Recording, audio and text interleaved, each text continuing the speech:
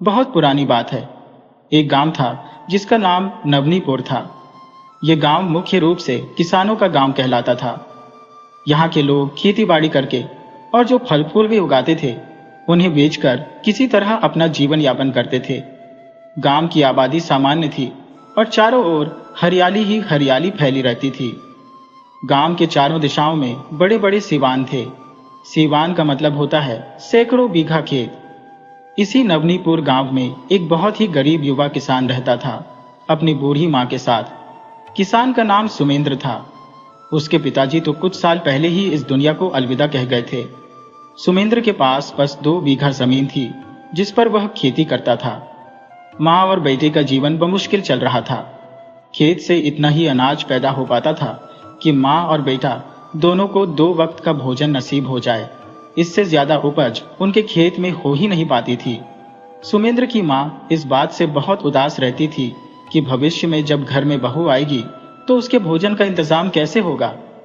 पर उन्हें यह भी समझ नहीं आता था कि उनके इतने गरीब बेटे को कोई अपनी बेटी देगा भी या नहीं।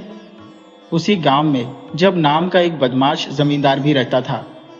उसके पास सैकड़ों बीघा खेती थी और एक तरह से वह जब पूरे गांव का चौधरी माना जाता था। गांव के सभी लोग जब का बहुत सम्मान करते थे, यहाँ तक कि उसकी फालतू बातें भी बड़े ध्यान से सुनते थे। यह हमारे समाज की कड़वी सच्चाई है कि अगर आप ज्ञानी हैं पर धनवान नहीं है तो लोग आपको रद्दी के भाव समझते हैं। वही दूसरी ओर एक अनपढ़, चरित्रहीन, बदमाश और आपराधिक प्रवृत्ति का इंसान जिसके पास अथाह धन हो तो हमारा समाज उसी के तलवे चाटने लगता है और उसे देवता के समान पूजने लगता है। खैर, हम कहानी में आगे बढ़ते हैं। तो जब जमींदार एक बहुत ही कामी स्वभाव का पुरुष था, उसकी बुरी नजर गांव की नई नवेली बहुओं पर टिकी रहती थी। झप की पत्नी का व्यवहार बिल्कुल इसके विपरीत था। वह बहुत ही धार्मिक विचारों वाली महिला थी और गांव भर के लोगों का बहुत आदर सम्मान करती थी। जमींदार झप की नजर कुछ दिनों से किसान सुमेंद्र पर पड़ गई थी।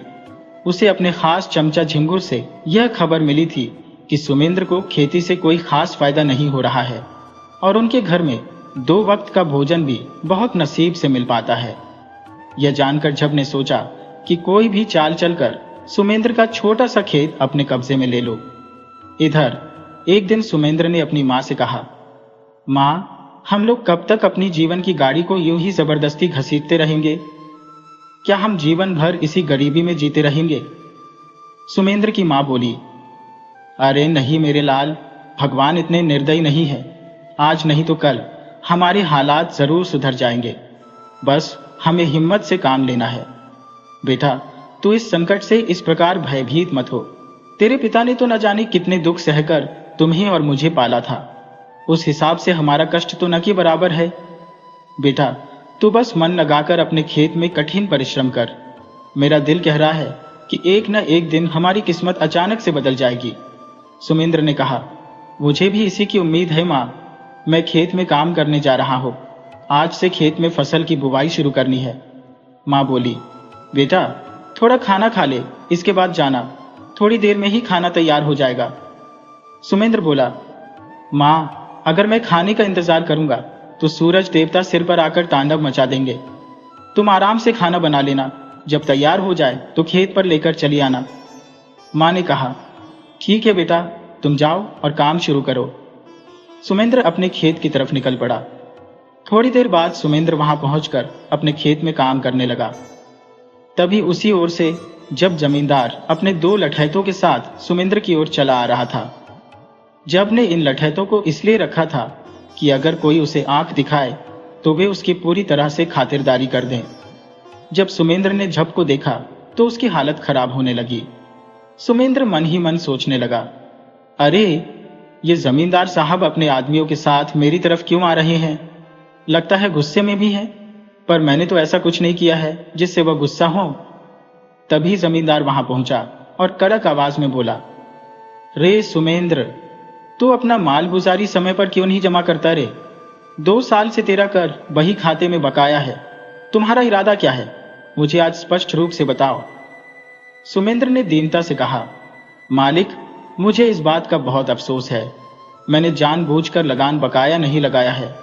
दरअसल बात ऐसी है कि मेरे पास खेत बहुत कम है, इस कारण मैं फसल को बेच नहीं पाता।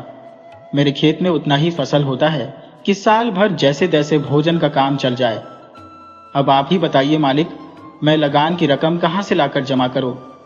जब बोला, सुमेंद्र, मुझे उससे कोई मतलब नहीं है, तुम जानते हो ना, ये लगान का नियम कोई मेरे घर में नहीं बना है। ये नियम हमारे राजा साहब ने बनाया है। तुम्हें किसी भी तरीके से अपना लगान जल्द से जल्द जमा करना ही होगा। सुमेंद्र गिड़गिड़ाया, मालिक, आप मुझ पर रहम करो। आप हमारे गांव की सबसे बड़े जमींदार हैं, आप हमारे मालिक हैं। मुझे कुछ समय के लिए लगान भरने का दबाव न बनाए। मेरे पास जैसे ही कुछ रकम जुटती है, सबसे पहले मैं लगान भरूंगा।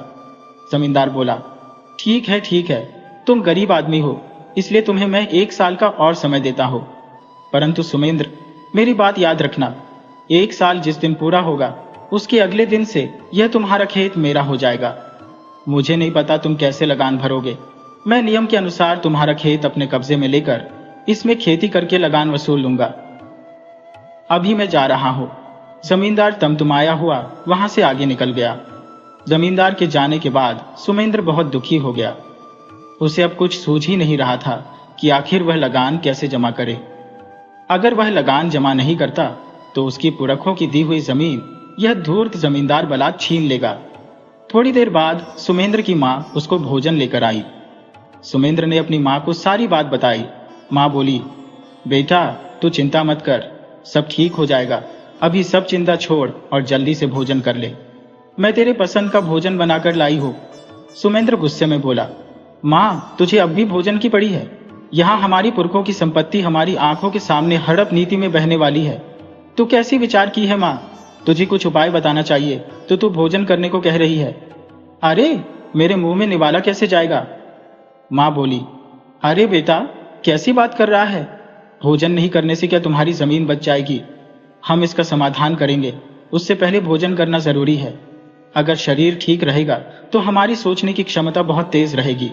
तू चिंता मत कर, मैं इसका उपाय बहुत जल्द बताऊंगी। फिलहाल तू भोजन कर ले और चिंता मुक्त होकर अपने खेत का काम कर। सुमेंद्र माँ की बात मानकर भोजन करने लगा। भोजन के बाद वह फिर से अपने खेत में काम करने लगा। शाम होने पर सुमेंद्र अपने घर चला गया। घर पहुंचकर सुमेंद्र की माँ बोली, बेटा सुमेंद्र, इस संकट से निकलने का हमारे पास कोई भी रास्ता नहीं है। अगर तुम 2 गुना मेहनत करोगे तो हो सकता है हम लगान भरने का पैसा 1 साल में जुटा पाए। सुमेंद्र बोला, माँ, मैं सोच लिया हूं कि अब हमें क्या करना है। तू अब चिंता मत कर, मैं फसल की बुवाई करके पास के गांव में मजदूरी करने जाऊंगा।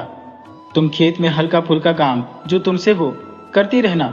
माँ बोली, ठीक है बेटा, जैसी तेरी मर्जी, हमारे पास यही रास्ता है। धीरे धीरे समय का पहिया घूमा। सुमेंद्र अपने खेत में फसल लगा चुका था। अगले दिन सुमेंद्र माँ का आशीर्वाद लेकर काम की तलाश में अपने घर से निकल पड़ा।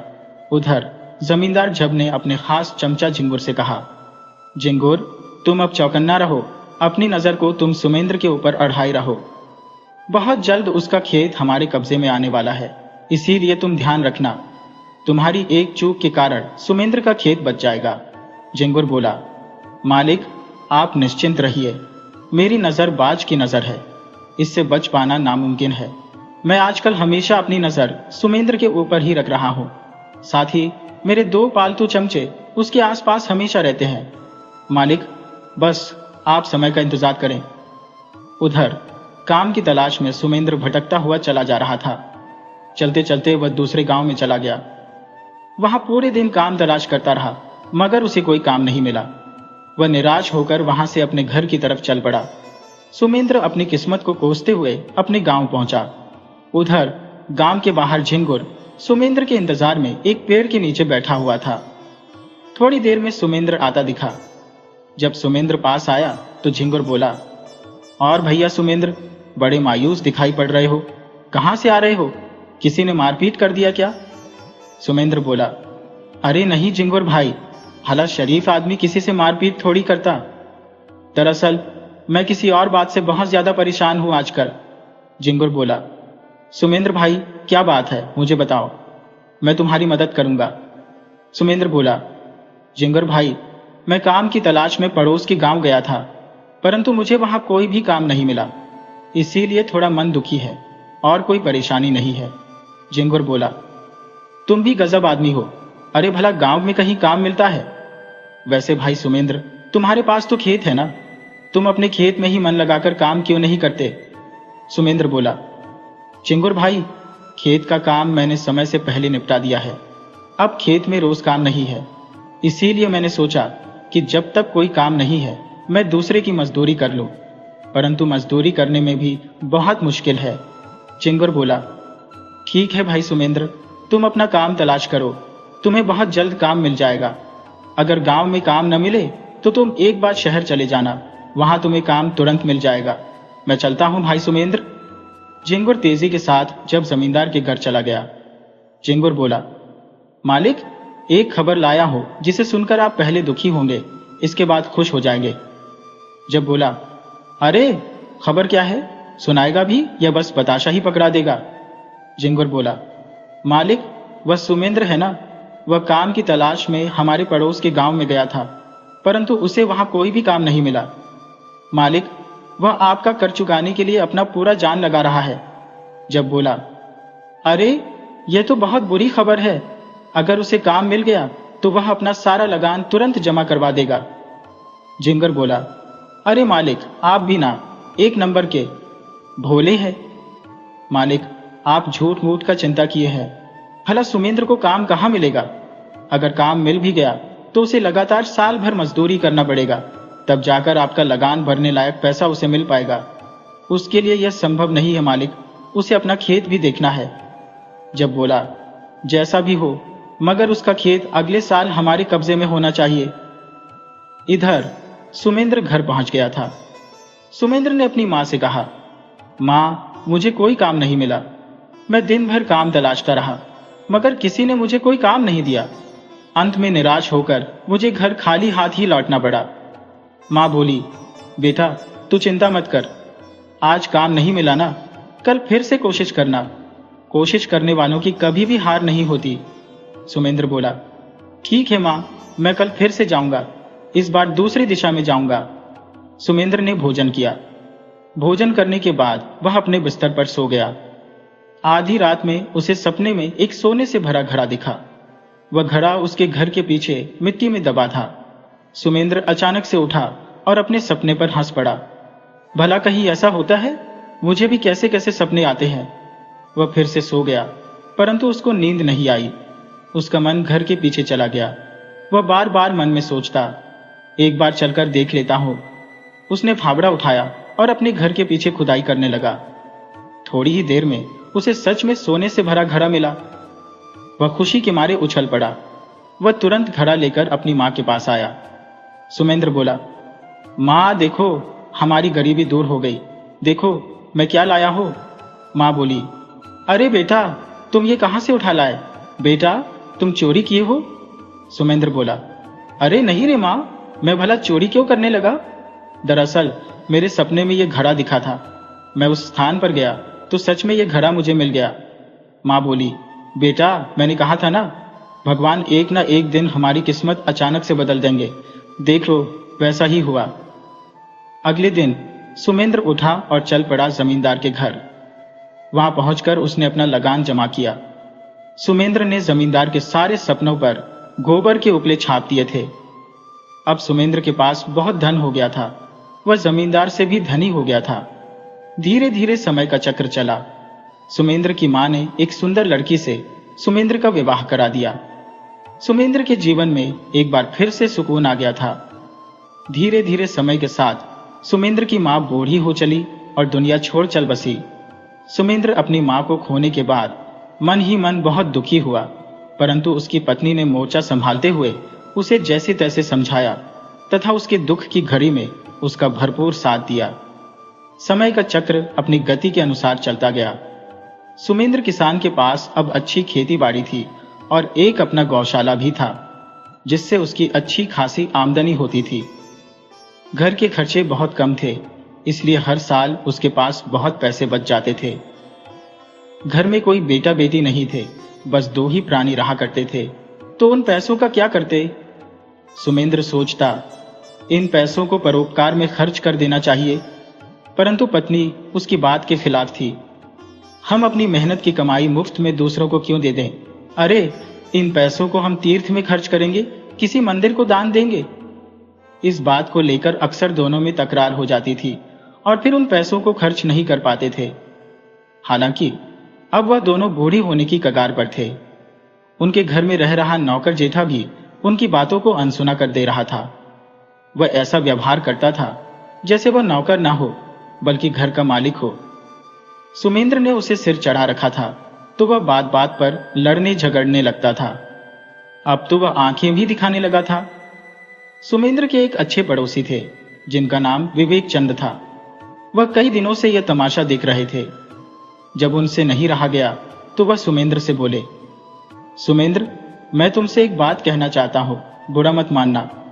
बात तुम्हारी भलाई के लिए है। जेठा को तुम 10 वर्ष से नौकर रखे हो, अब वह तुम्हारे लिए खतरा बनता जा रहा है। एक दिन ऐसा आएगा कि तुम्हें तुम्हारे घर से धक्के मारकर बाहर कर देगा। उसके तेवर दिन प्रतिदिन बदलते जा रहे हैं। वह अब बुरे लोगों के साथ बैठने लगा है और नशा भी करता है। तुम्हें किसी नौकर को 1 साल से ज्यादा वक्त तक अपने पास रखना ही नहीं चाहिए। हर साल नौकर बदलते रहोगे तो वे डर से काम भी करते रहेंगे। तुम तत्काल नौकर को हटाकर दूसरा नौकर रख लो। विवेक चंद ने फिर कहा, मैं तुमसे एक बात और कहना चाहता हूं। तुम्हारी शादी को 20 वर्ष हो गए। तुमने एक बच्चा भी पैदा नहीं किया। अभी तक तो तुम्हारे घर बहू आ जानी चाहिए थी, परंतु तुम दोनों के अलग अलग विचार ने अब तक निसंतान रखा है। लेकिन अब वह समय आ गया है कि दोनों अपने में तालमेल बैठाओ और 1-2 बच्चे पैदा कर डालो, वरना तुम्हारी संपत्ति जेठा जैसा शैतान मुफ्त में लूट कर खा जाएगा। सुमेंद्र बहुत सोच में पड़ गया कि विवेक चंद सही कह रहे हैं। आज हमारे पास एक बच्चा भी नहीं है और विवेक के पास 2 बेटे, 2 बहू और उनके भी बच्चे हो गए हैं। यह सब गड़बड़ी पत्नी की वजह से हुई है। वह पूजा पाठ और तीर्थ यात्रा के चक्कर में बच्चे के लिए कभी विचार ही नहीं की। मगर अब जब तीर्थ से लौट कर आती है तो उसे प्यार से समझाऊंगा, शायद मेरी बात मान जाए। मगर इससे पहले इस साले जेठा को नौकरी से निकाल देता हूं। सुमेंद्र ने जेठा से कहा, जेठा, खेत का काम कैसा चल रहा है? तो जेठा बोला, खेत का काम आपको खुद देख लेना चाहिए। मुझे इस वक्त फुर्सत कहाँ है? अभी करीमन के साथ बाजार जा रहा हूं, उनका कुछ सामान लाना है। सुमेंद्र बोले, तू मेरा नौकर है या करीमन का? जेठा बोला, मालिक, थोड़ा सोच समझकर बोला कीजिए। मुझे नौकर कहकर मेरा अपमान मत करिए। मालकिन मुझे अपना बेटा समझती है। आगे से इस बात का ध्यान रखिएगा। सुमेंद्र बोले, तू गौशाला में गायों को चारा तो डाल दिया है ना? जेठा बोला, फिर वही बात, मैंने पहले ही बता दिया कि मेरे पास वक्त नहीं है, मैं कुछ जरूरी काम से जा रहा हूं। सुमेंद्र बोले, साले, तू अपना हिसाब अभी ले ले। मुझे तुम्हें नौकर रखना ही नहीं, अब तुम्हारे बदले किसी दूसरे को रखूंगा। जेठा बोला, मालिक, पहले जुबान संभाल कर बात करिए। और रही बात मुझे इस नौकरी से निकालने की, तो कोई आपके बाप का राज है क्या? अरे, मालकिन ने मुझे काम पर रखा है, उनके कहने पर ही नौकरी छोड़ूंगा। वैसे आप भी मालकिन के एक नौकर ही हो, औकात में रहना सीखिए। इतना कहकर नौकर चला गया। सुमेंद्र देखते रह गए।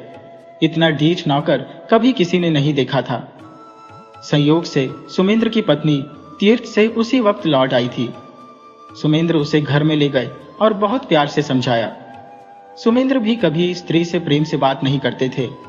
उनको समझ ही नहीं थी कि स्त्री प्रेम के 2 बोल की भूखी होती है। आज पहली बार पत्नी से बहुत देर तक बातें करते रहे, उसकी तारीफ करते रहे। पत्नी को लगा कि आज मेरे तीर्थ जाने का फल प्राप्त हो गया है। सारे तीर्थ मेरे पति में ही आकर विराजमान हो गए हैं। कल तक ये एक राक्षस थे, मगर आज देवता हो गए हैं। पत्नी के दिल में सुमेंद्र के लिए और प्यार उमड़ आया।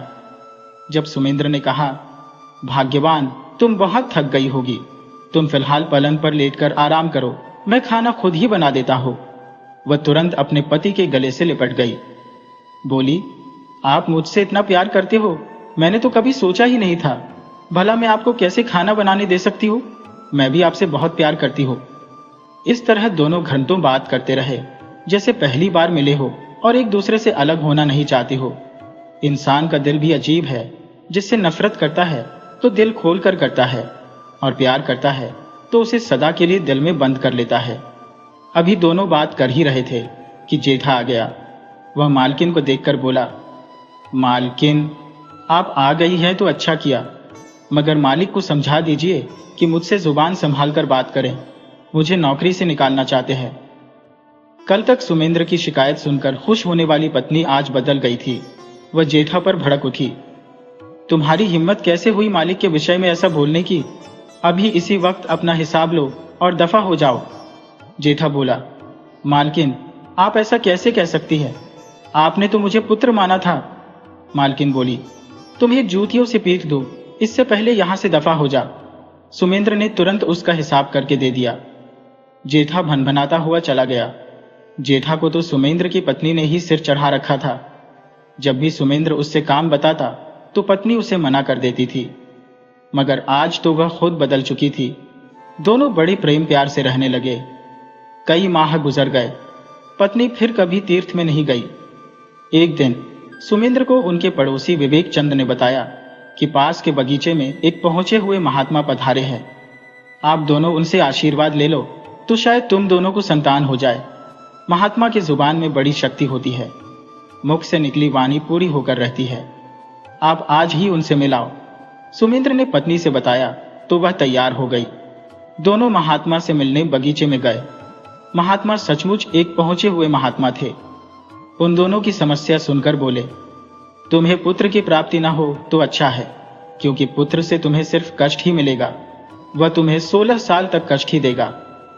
सुमेंद्र की पत्नी बोली, महात्मा, अब चाहे कष्ट मिलेगा या सुख, यह तो बाद की बात है, परंतु इस वक्त हम कौन सा सुख भोग रहे हैं? आप कृपा प्रदान करो कि हमें एक पुत्र की प्राप्ति हो जाए। महात्मा ने एक नींबू दिया और बोले, इसे खा जाना, तुम्हें पुत्र की प्राप्ति हो जाएगी। पति पत्नी खुश होकर घर लौट आए। पत्नी ने उस नींबू को खा लिया। समय के उपरांत उन्हें पुत्र की प्राप्ति हो गई। दोनों ने बड़े प्रेम के साथ उसका नाम मोती रखा। कुछ समय बीतने के बाद वह लड़का महात्मा के बताए अनुसार बहुत कष्ट देने लगा। मोती अब 5 साल का हो चुका था, परंतु वह जिस चीज को हाथ लगा देता उसमें नुकसान होने लगता। वह खेत में गया तो खेत में उस साल फसल ही नहीं निकली। बाग में गया तो बाग ने फल देना बंद कर दिया। गायों को हाथ लगाया तो गायों का दूध गायब हो गया। सुमेंद्र ने तो ऐसा सत्यानाशी लड़के के विषय में कभी सुना ही नहीं था। और 5 साल बीतते बीतते सुमेंद्र को दूसरे के यहां मजदूरी करने की नौबत आ गई। मोती सुमेंद्र के लिए पनौती बन गया था। उसे समझ नहीं आ रहा था कि इस लड़के का क्या करें। इससे तो अच्छा और सुखी जीवन बिना पुत्र के ही जी रहे थे, मगर पुत्र की चाहत ने दर दर का भिखारी बना दिया। सुमेंद्र को कोई मदद करना तो दूर, अपने पास नौकर रखने को तैयार नहीं था। उसके पास खेत बाग बगीचे होते हुए भी मजदूरी करने की व्यवस्था थी। खेत बंजर हो चुके थे, बाग फल देना बंद कर दिए थे। पास पड़ोस के लोग मोती को देखते ही अपने घर का दरवाजा बंद कर लेते थे। सुबह जो कोई उसे देख लेता था उसका दिन खराब हो जाता था। सुमेंद्र से अब अपनी पत्नी की दुर्दशा देखी नहीं जाती थी, मगर अब करें तो क्या करें? पुत्र को ले जाकर कहां छोड़ आए? एक दिन कहीं काम नहीं मिलने से निराश हो सुमेंद्र घर से बाहर बैठा था कि तभी 10 साल बाद जेठा उसके पास आ गया और बोला, मालिक, मुझे काम पर रख लो। मैं 10 साल से इधर उधर भटक रहा हूं, परंतु मुझे कोई भी 2-4 दिन से ज्यादा अपने पास नहीं रखता। आप ही हो जो मुझे अपने पास रख सकते हो। सुमेंद्र बोला, जेठा, इस वक्त जो गति तेरी है वही गति मेरी है। मैं अब तुम्हारी ही श्रेणी में खड़ा हो। खेत बंजर हो गए हैं, बाग फल नहीं दे रहे, गौशाला कब का बंद हो चुका। अब मजदूरी से ही गुजारा हो रहा है, वह भी रोज नहीं मिल पा रही। जेठा बोला, लेकिन मालिक, यह सब हुआ कैसे? तो सुमेंद्र ने बताया कि यह सब एक पुत्र की चाहत के चलते हुआ है। पुत्र के जन्म लेते ही भारी विपत्ति आ पड़ी है। अब न तो पुत्र को त्यागना बन रहा, न घर में रखना बन रहा। उसके कारण हमारे पड़ोसियों के भी दरवाजे हमारे लिए बंद हो चुके हैं। सोच ही नहीं रहा कि क्या करूं। जेठा बोला, मालिक, मुझे नौकर रख लो। सुमेंद्र बोला, अब तुम्हें सब कुछ बता ही दिया, कि मेरे पास अब नौकर रखने की औकात नहीं है। मुझे खुद ही कोई नौकर नहीं रख रहा, तुम्हें कहां से अब नौकर रख लूं? मेरे पास अब पैसे कहां हैं? जेठा बोला, मालिक, मैं अब की मजबूरी समझ रहा हूं, इसीलिए तो कह रहा हूं कि मुझे नौकर रख लो। मैं कोई आपसे तनख्वाह नहीं लूंगा, बल्कि आपके लिए मेहनत करके लाऊंगा, जिससे कि आपका परिवार चल सके और मेरा पेट चल सके। सुमेंद्र बोला, जेठा, ये मेरे पर कृपा किस लिए? जेठा बोला, मालिक, मैं 10 साल आपके पास रहा हूं, परंतु मेरा दिल जानता है मैंने आपके साथ मक्कारी की है। एक दिन भी ढंग का काम नहीं किया, मगर पैसा लेता रहा। मेरे परिवार वाले मुफ्त के पैसे पर ऐश करते रहे, मगर जब आपने यहां से हटाया तो मैं अपनी पत्नी के पास गया। जब उसे पता चला कि नौकरी से निकाल दिया गया हो, तो मुझसे ढंग से बात नहीं की। मैंने उसे आश्वासन दिया कि मैं वहां से भी कोई बेहतर काम करके दिखाऊंगा, मगर पत्नी को विश्वास नहीं हुआ।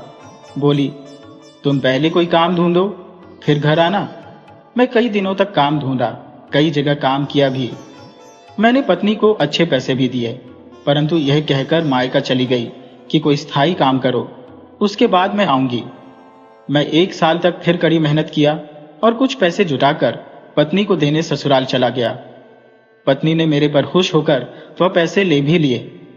मैं खुश था कि अब पत्नी मेरे साथ घर लौट आएगी, परंतु सुबह होने पर मैं कहीं का नहीं रहा। पत्नी मेरा पैसा लेकर किसी के साथ भाग चुकी थी। मायका वालों ने मुझे अफसोस के साथ विदा किया कि तुम में पत्नी रखने की औकात ही नहीं थी, वरना भला किसी की विवाहिता पत्नी भी भागती है। उसके भागने का भी सारा दोष मुझ पर ही मर दिया। बड़े बेआबरू के साथ मुझे ससुराल से घर आना पड़ा। फिर उसके बाद मैं इधर उधर बहुत काम तलाशा और थोड़ा बहुत पैसा फिर जुटाया।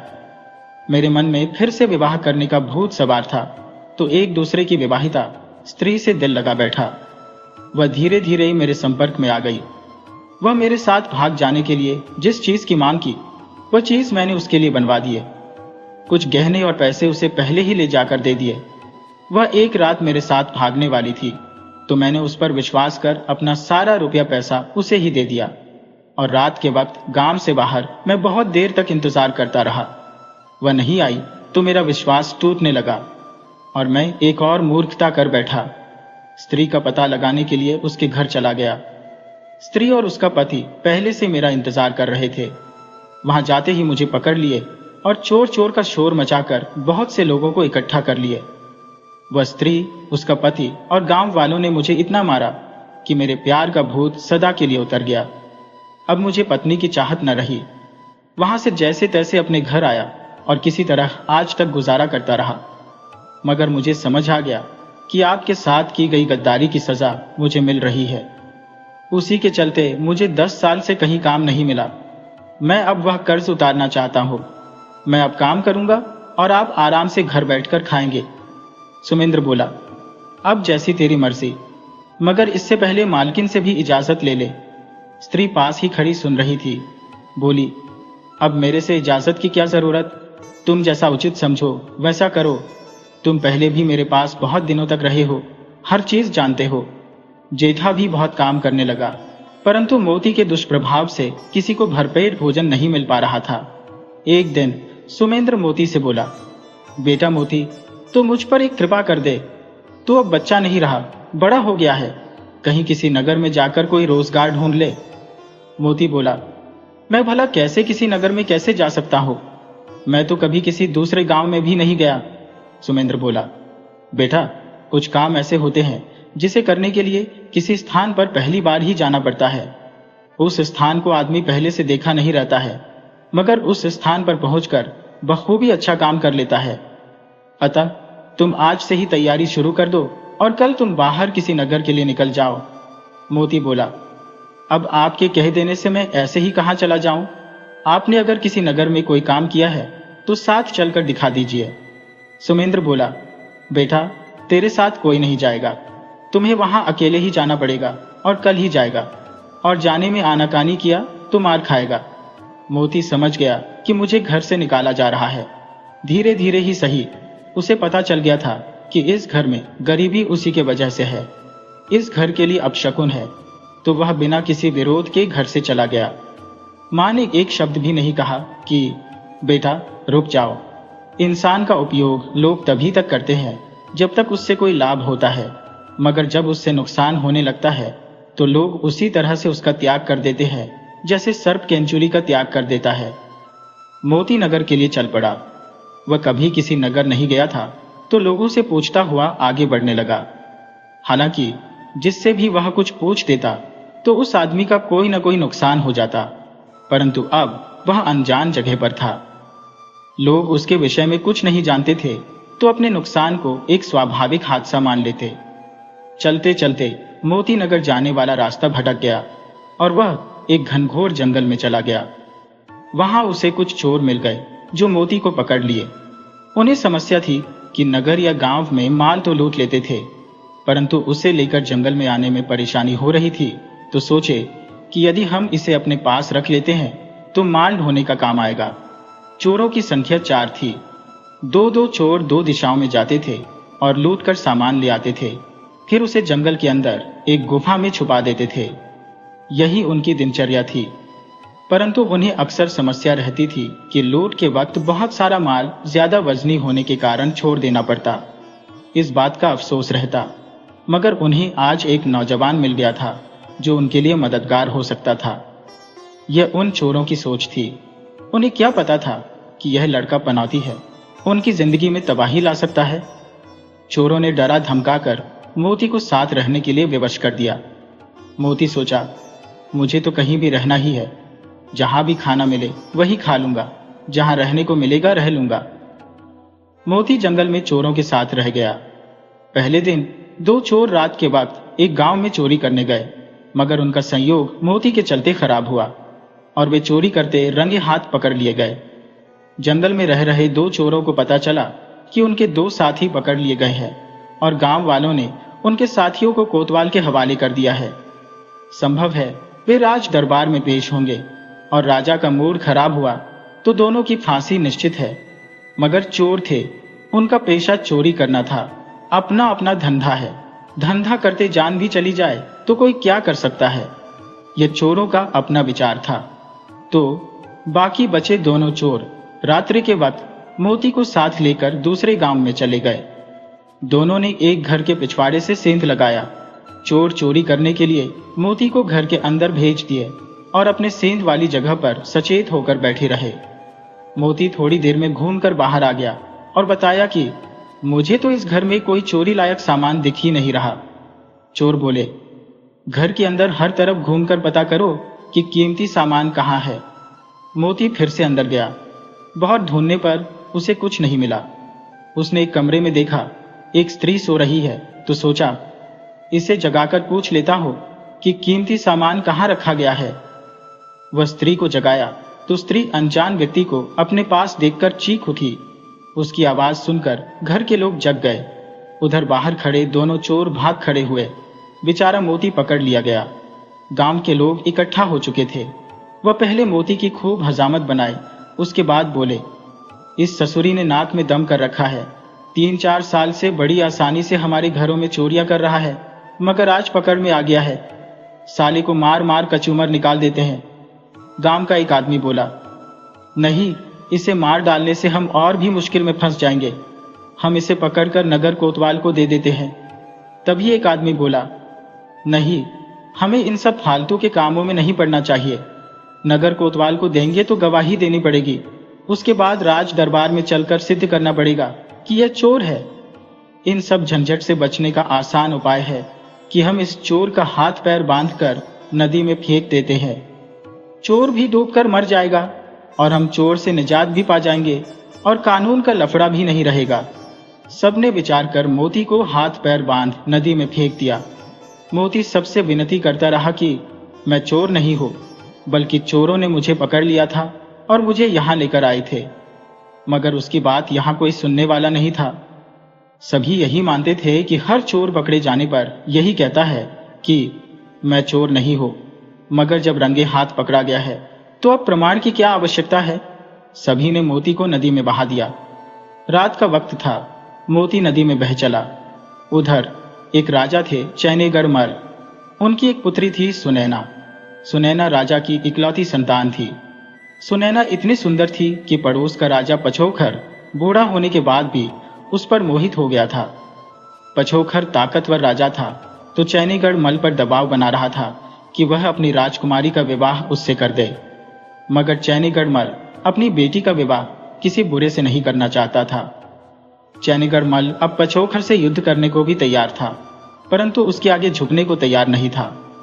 चैनीगढ़ मल को अंजाम भी पता था कि हार जाएगा, परंतु एक विश्वास भी था कि अत्याचारी, पापी, कामी कितना भी ताकतवर हो, सत्य पर चलने वाले को परास्त नहीं कर सकते।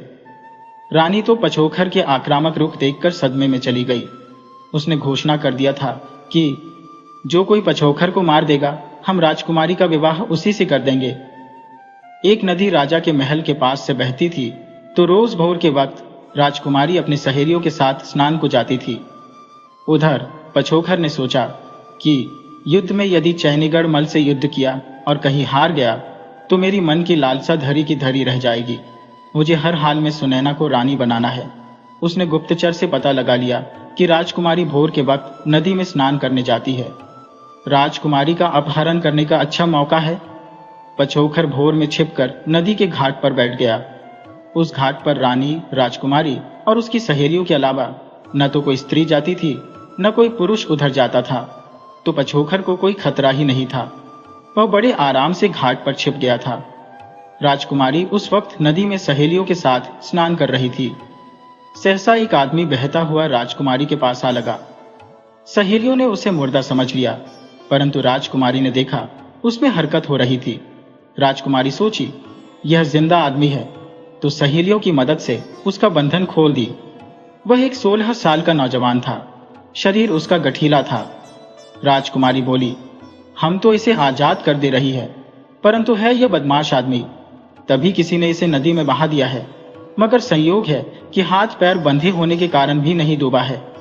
राजकुमारी पानी से बाहर आकर उससे कड़ाई से पूछने लगी कि तुम कौन हो और किस गुनाह के चलते तुम्हें किसी ने नदी में मरने के लिए फेंक दिया है। अभी यह बात कर ही रहे थे कि पछोखर मौका देखकर झाड़ी से निकला और राजकुमारी को झटके से घोड़े पर जबरदस्ती तलवार के भय से बैठा लिया और भाग चला। मगर उसका घोड़ा अभी भागता, मोती घोड़े का लगाम ऐसा झटके से खींचा कि घोड़ा गिर पड़ा। संयोग था कि राजकुमारी पानी में जा गिरी, जबकि पछोखर घोड़े के नीचे आ गया और घोड़े के भार से दबकर मर गया। सखियों ने राजकुमारी को पानी से बाहर निकाला। मोती राजकुमारी को सफाई देने लगा कि मैं चोर नहीं हूं, मैंने कोई गुनाह नहीं किया है। राजकुमारी बोली, आपको अब कोई सफाई देने की जरूरत नहीं।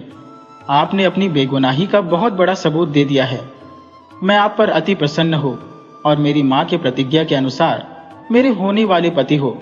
आप मेरे साथ राज दरबार चलो। राजकुमारी ने नदी किनारे घटने वाली सारी घटना अपने पिता से बताई और बताया कि किस बहादुरी के साथ बिना किसी अस्त्र शस्त्र के निहत्था ही पछोखर को घोड़े से गिराकर मार डाला है। उसके घोड़े का 2 टांग टूट गई है। घोड़ा और पछोखर नदी घाट पर पड़े हुए हैं। राजा यह शुभ समाचार सुनकर बहुत खुश हुआ। रानी को तो खुशी का ठिकाना नहीं था। रानी के सोच के अनुसार राजकुमारी को एक नौजवान सुयोग्य वर मिल गया था। स्त्रियों की रक्षा के लिए जो लड़ने मरने को तैयार हो जाए, उससे बड़ा शक्तिशाली कौन हो सकता है। अब पछोखर के मार देने के बाद ये पछोखर के राज्य का एक राजा भी है और राजकुमारी के साथ विवाह होते ही मेरा राज्य भी इसको मिल जाना है। मगर इसका श्रेय भी स्वयं राजकुमारी को भी है, जो एक दयावान राजकुमारी है। उनमें दया की भावना ही आज उसके काम आ गई है। रानी ने राजकुमारी का विवाह मोती से करा दिया। कल तक वह एक पनौती था, मगर महात्मा के बताए अनुसार 16 साल पूरा कर लिया था। अब उसके अशुभ दिन खत्म हो चुके थे। अशुभ दिन खत्म होने के पहले दिन ही वह राजा बन गया था। मनुष्य की जिंदगी में हमेशा बुरे दिन नहीं रहते। जैसे दिन और रात होते रहते हैं, किसी किसी के दुख के दिन बहुत लंबे हो जाते हैं, तो सुख के दिन की भी लंबाई कम नहीं होती। उधर मोती के माता पिता ने देखा कि अपने आप अब खेतों में फसल लहलहा उठी है, बगीचे में फल निकल आई है, तो सुमेंद्र समझ गया बेटे के द्वारा मिलने वाला कष्ट के दिन खत्म हो गए। अब जिंदगी में फिर से बाहर आ जाएगी। इसी तरह कुछ दिन गुजरा तो सुमेंद्र के पास एक सैनिक आया। वह सुमेंद्र से बोला, आप ही का नाम सुमेंद्र है? सुमेंद्र बोला, हाँ हाँ, मेरा ही नाम सुमेंद्र है। तब सैनिक ने बताया कि आपके लिए राजा मोतीचंद का संदेशा है। वह आपको राज दरबार बुलाए है। आप पत्नी के साथ राज दरबार पधारो। सुमेंद्र नहीं समझ पाया कि हमारा मोती ही मोतीचंद है, तो पूछ बैठा, भाई मैंने कौन सा गुनाह किया है कि राजा ने हमें दरबार में बुलाया है? तब सैनिक ने बताया कि आपका गुनाह बस इतना है कि आप मोतीचंद के माता पिता हो। मोतीचंद आपका बेटा है और आदर के साथ आप दोनों को अपने नौकर के साथ राज दरबार में बुलाया है। हम ऐसे ही नहीं आए हैं, बल्कि राजा का रथ भी आपके लिए आया है, उसमें बैठकर जाना है। सुमेंद्र को खुशी का ठिकाना नहीं था कि मेरा बेटा कष्ट तो बहुत दिया, परंतु अब सुख के दिन आ गए हैं। उधर मोती राजा बनते ही सबसे पहले जमींदार झप को अपनी राज दरबार में बुलाया। जमींदार झप सक्का गया। उसे एहसास हो गया था कि आज यह सुमेंद्र का बेटा मुझे फांसी पर चढ़ा देगा। मोती ने झप को जेल में डलवा दिया तथा पूरे राज्य में किसानों के लिए लगान हमेशा के लिए माफ कर दिया। पूरी प्रजा बहुत ही खुश थी। जीवन में चाहे कितनी भी घोर निराशा आ जाए, हमें कभी भी उम्मीद का दामन नहीं छोड़ना चाहिए। हर अंधकार के बाद एक नया सवेरा जरूर आता है। बस हमें धैर्य और सच्चाई के साथ अपने कर्म पथ पर डटे रहना चाहिए।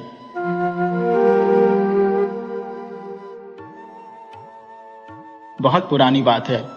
पूर्वांचल के दक्षिणी छोर पर एक बहुत सुंदर गांव बसा हुआ था, जिसका नाम सूलपुरम था। ये गांव किसानों का गढ़ था, जहां के लोग सिर्फ खेती पर ही निर्भर थे और उनके पास खेती के लिए बड़े बड़े खेत खलिहान थे। इसी गांव में विमल नाम के एक बहुत ही नेक दिल इंसान रहते थे। उनके सीधे और सज्जन स्वभाव के चर्चे पूरे गांव में थे। विमल अपने घर में अपनी पत्नी और अपने छोटे भाई मनरखन के साथ रहते थे। विमल के पास करीब 50 बीघा जमीन थी। खेती बाड़ी ज्यादा होने के कारण उन्हें मजदूरों से काम करवाना पड़ता था। उनका छोटा भाई मनरखन उनसे सिर्फ 2 वर्ष छोटा था और अब वह भी जवान हो चुका था। विमल के पास जमीन जायदाद के अलावा एक विशाल बागीचा और एक बड़ा गौशाला भी था। कुल मिलाकर विमल एक बड़े और धनी जमींदार थे। मनरखन अपने बड़े भाई और भाभी से बहुत प्रेम करता था। वह हमेशा उनकी सेवा में जुड़ा रहता। विमल की उम्र ढल चुकी थी और वे काफी दुबले पतले और कमजोर थे, जबकि मनरखन एकदम गठीला बदन और सजीला नौजवान था। धीरे धीरे मनरखन की भाभी उसके आकर्षक व्यक्तित्व की ओर खींचती चली गई। उनके मन में मनरखन के साथ संबंध बनाने की इच्छा जाग गई, पर मनरखन इन सब बातों से बिल्कुल बेखबर था।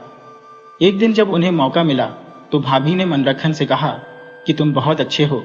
तुम्हारा शरीर इतना मजबूत और शानदार है कि इस पूरे इलाके में कोई तुम्हारे सामने टिक नहीं सकता। अपनी इतनी तारीफ सुनकर मनरखन बहुत खुश हुआ। अब उसे भी भाभी अच्छी लगने लगी। भाभी ने मौका पाकर मनरखन से नजदीकियां बढ़ा ली और दोनों के बीच संबंध बन गए। लेकिन कहते हैं ना कि अवैध संबंध और बुरी बदबू कभी छिपती नहीं है। धीरे धीरे विमल को भी इस बात की खबर लग गई। विमल ने अपनी पत्नी और भाई को डांटने या समझाने के बजाय मनरखन की शादी करा देना ही ठीक समझा। वह जानते थे कि ताली एक हाथ से नहीं बजती। जब दोनों तरफ से सहयोग होता है तभी रिश्ता बनता है। ठीक उसी तरह एक तरफा प्रेम कभी संबंध नहीं बनाता। संबंध तब बनते हैं जब 2 दिल मिल जाते हैं, और जब 2 दिल मिल जाते हैं तो वे किसी रिश्ते की परवाह नहीं करते। प्यार में अंधे होकर वे बीच में आने वाले की जान भी ले सकते हैं, या नाकाम रहने पर खुद की जान भी दे सकते हैं। विमल बहुत समझदार थे। उन्होंने सोचा कि किसी भी समस्या को जड़ से उखाड़ने के बजाय उसे धैर्य और आराम से सुलझाना चाहिए। उन्होंने तय कर लिया कि सब कुछ जानते हुए भी अनजान बने रहना ही बुद्धिमानी है। बस अब जल्दी से एक बहुत ही खूबसूरत लड़की ढूंढकर मनरखन की शादी करवा देनी है। विमल ने जल्दी ही मनरखन के लिए एक सुंदर लड़की से शादी की बात पक्की कर दी। शादी की बात सुनकर मनरखन थोड़ा टाल मटोल करने लगा। हैरानी की बात तो यह थी कि विमल की पत्नी भी बोली, अरे अभी इतनी क्या जल्दी है? मनरखन तो अभी बच्चा है, आप झूठ मूठ उसे क्यों परेशान कर रहे हैं? तब विमल बोले, देखो अब तुम्हें भी थोड़ा आराम मिलना चाहिए और मुझे भी। मैं अकेला खेत की देखभाल करता हूँ, तुम लोग हाथ नहीं बटाते। जब घर में एक बहू आ जाएगी तो तुम और मनरखन मिलकर खेती और गौशाला की देखभाल कर सकते हो। मैं भी पीछे से मदद कर दिया करूंगा। पत्नी को लगा कि पति तो उन्हें और ज्यादा आजादी दे रहे हैं। अब तो वे दोनों और भी आराम से एक दूसरे से मिल सकेंगे। मनरखन की शादी हो गई और नई बहू घर में आ गई, परंतु मनरखन तो अपनी भाभी के प्यार में ही डूबा रहा। उसे अपनी नई पत्नी जरा भी अच्छी नहीं लगी। नारिया अपने पति के चरित्र को किसी खुली किताब की तरह पढ़ लेती है। मनरखन की पत्नी को अपने पति के चाल चलन पर शक हुआ तो वह उनका पीछा करने लगी। एक दिन उसने उन दोनों को रंगे हाथों पकड़ लिया। उस समय उसने बहुत ही सख्त शब्दों में चेतावनी देते हुए कहा कि यह आदत दुनिया की सबसे बुरी आदतों में से है। आप इसे तुरंत छोड़ दीजिए। कोई भी पत्नी अपने पति की एक गलती तो जरूर माफ कर देती है, लेकिन बार बार नहीं। यदि इसके बाद मैंने आपको यह गलती करते देखा तो फिर आप मेरा मरा हुआ मुंह देखेंगे। पर कहते हैं कि नशा और बुरी आदत एक बार लग जाए तो आसानी से नहीं छूटती। मनरखन ने अपनी आदत छोड़ने के बजाय उसे और बढ़ा लिया। यह देखकर मनरखन की पत्नी ने एक दिन सचमुच जहर खा लिया और अपनी जान दे दी। इस बात का जरा भी दुख न मनरखन को हुआ और न उसकी भाभी को, परंतु विमल को बहुत गहरा सदमा लगा। उन्होंने जो सोचा था ठीक उसका उलटा हो गया। इस सदमे के कारण विमल बहुत बीमार पड़ गए और एक दिन इस दुनिया से चल बसे। अब तो मनरखन और उसकी भाभी खुल्लम खुला पति पत्नी की तरह एक साथ रहने लगे। कुछ लोगों ने मनरखन को सलाह दी कि उन्हें समाज के डर से बचने के लिए शादी कर लेनी चाहिए। लोक लाज से बचने के लिए दोनों ने विवाह कर लिया। 1 साल बाद दोनों को एक बहुत सुंदर बेटा हुआ। दोनों बहुत प्यार से बच्चे का पालन पोषण करने लगे। धीरे धीरे बच्चा 10 साल का हो गया। वह अपनी माँ से तो बहुत प्रेम करता था, पर अपने पिता को वह काका ही बोलता था। उसे बस यही पता था कि उसके असली पिता की मृत्यु हो चुकी है और उसके काका तथा माँ मिलकर उसे पाल रहे हैं। माँ का प्यार सदा बना रहे, ये सबके भाग्य में नहीं होता। एक दिन उसकी माँ भी बीमार पड़ी और इस दुनिया से चली गई। अब घर में मनरखन और वह बच्चा अकेला रह गया। उस बच्चे का नाम अमन था। उधर मनरखन बहुत अय्याश आदमी था। वह किसी स्त्री के बिना ज्यादा दिन रह ही नहीं सकता था। उसने एक बहुत ही दुष्ट और क्रूर स्त्री से शादी कर ली। वह औरत मनरखन को बहुत मारती पीटती थी। उसकी नजर मनरखन की विशाल संपत्ति पर थी, जिसे वह हर हाल में हासिल करना चाहती थी। मनरखन भी यह बात जानता था, क्योंकि 100 चूहे खाकर बिल्लियां कभी हज करने नहीं जाती। अब उस स्त्री की आंखों का कांटा अमन था, जिसे वह रास्ते से हटाना चाहती थी। एक दिन वह स्त्री अपने दुष्ट प्रेमी से अकेले में बात कर रही थी। वह कह रही थी कि तुम अमन को कहीं भी ले जाकर मार डालो, मैं तुम्हें 2 बीघे का बागीचा तुम्हारे नाम करवा दूंगी। यह सारी बात पड़ोस के एक नेक इंसान ने सुन ली। उन्होंने तुरंत मनरखन के पास जाकर बताया, तुमने अपनी गलतियों से पूरे परिवार को खत्म कर दिया। अब अमन ही तुम्हारे परिवार की एकमात्र निशानी बचा है। तुम्हारे साथ रहने वाली यह दुष्ट औरत उसे मारने की योजना बना रही है और वह अपने बच्चों को तुम्हारी जायदाद का वारिस बनाना चाहती है। अगर तुम्हें जरा भी शर्म बची है तो सारी जायदाद आज ही अमन के नाम कर दो और उसे आज ही कहीं बहुत दूर भेज दो, जहां इस दुष्ट औरत का हाथ उस तक न पहुंच सके। मनरखन की तो जैसे सोई हुई नींद खुल गई। उसे पहली बार अपनी गलतियों पर बहुत पछतावा हुआ। उसे लगने लगा कि अपनी पत्नी और भाई की मौत का जिम्मेदार वह खुद ही है। अब उसे अमन बहुत प्यारा लगने लगा। उसने कचहरी जाकर सारी जायदाद अमन के नाम कर दी। फिर वह अमन से बोला, बेटा तू किसी दूसरे नगर चला जा। अगर जरूरत पड़े तो भीख मांगकर खा लेना, पर जब तक तू बड़ा ना हो जाए तब तक लौटकर यहां मत आना। यहां तेरी जान को खतरा है। अमन चाचा का साथ नहीं छोड़ना चाहता था, परंतु काकी की क्रूरता और काका की चुप्पी ने उसे दूसरे नगर जाने के लिए मजबूर कर दिया। वह दूसरे नगर चला गया। वह इधर उधर भटक रहा था और बहुत भूखा भी था। उसे भीख मांगना नहीं आता था, क्योंकि वह कोई भिखारी नहीं था। वह एक जगह बैठकर रोने लगा। उधर से एक सेठ गुजर रहे थे। उनकी नजर रोते हुए बच्चे पर पड़ी तो वे रुक गए और बच्चे से रोने का कारण पूछा। बच्चे ने बताया कि मुझे बहुत तेज भूख लगी है। सेठ ने अपनी जेब से निकालकर उसे 2 पैसे दिए, मगर उस लड़के ने उन्हें लेने से मना कर दिया। वह बोला, माफ करना सेठ जी, मैं कोई भिखारी नहीं हूं। मैं भूखा मर जाऊंगा, परंतु किसी से मुफ्त में कुछ भी नहीं लूंगा। भीख मांगने से तो मर जाना ज्यादा अच्छा है। सेठ उसकी बात सुनकर बहुत प्रभावित हुए। वह बोले, लगता है तुम घर से भागकर आए हो। क्या तुम मेरे यहां काम करना पसंद करोगे? लड़का बोला, हाँ सेठ जी, मैं काम के बदले भोजन लेना पसंद करूंगा। इस तरह वह सेठ के पास रहने लगा। वह सेठ से भोजन और कपड़े के अलावा कुछ भी नहीं लेता था। वह जल्द ही सेठ का विश्वास पात्र बन गया और सेठ का कारोबार एक बेटे की तरह संभालने लगा। सेठ का एक बेटा और एक बेटी भी थी, पर वह अपने बेटे बेटी से ज्यादा भरोसा अपने नौकर अमन पर करता था। उधर मनरखन की नई पत्नी अमन को मरवाने के लिए उसे ढूंढने लगी। उसने मनरखन से पूछा, तुम्हारा वह पिल्ला कहीं दिखाई नहीं पड़ रहा है?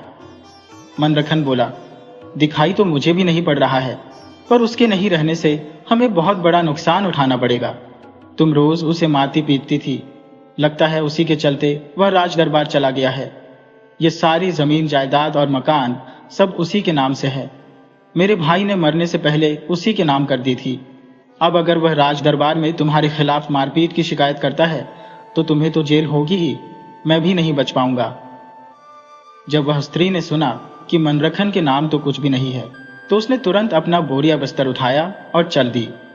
मनरखन बोला, जाने मन, मुझे छोड़कर मत जाओ, तुम मेरी अच्छी पत्नी हो।